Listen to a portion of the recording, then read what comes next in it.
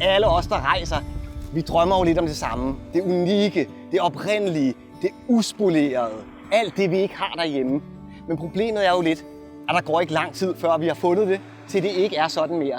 Vi slider på det, og før man ved af det, jamen så er der internationale kaffebarer på hvert hjørne. Du kan få amerikanske burger overalt, og engelsk morgenmad i stedet for de lokale frugter og det, man normalt spiser hernede.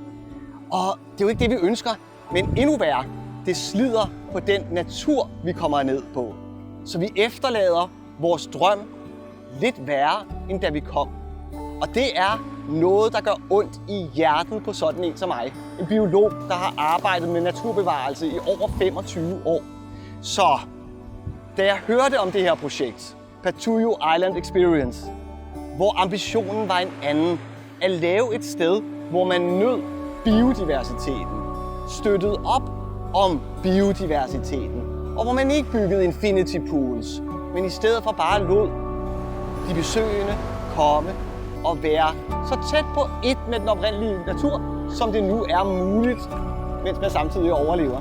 Så var jeg lidt solgt. Det er derfor, jeg er blevet ambassadør for det her projekt. Vi vil gerne bygge en måde at opleve verden på op, der ikke slider.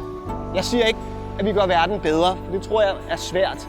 Men det må og skal være ambitionen, at man kan komme ud og rejse, og når man forlader sit rejsemål, så er det ikke blevet værre.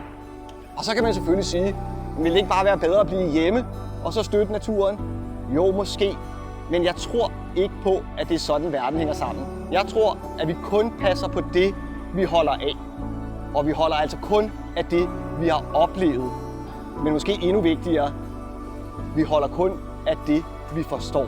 Så det er min rolle i det her projekt. Det er at få alle lokale og tilrejsende til at forstå, hvilket naturparadis vi har lige her, lige rundt omkring mig, og lige op af bjerge med regnskov og floder og golde sletter. Det er en oplevelse, man kan tage med hjem. Det er noget, man kan drømme om.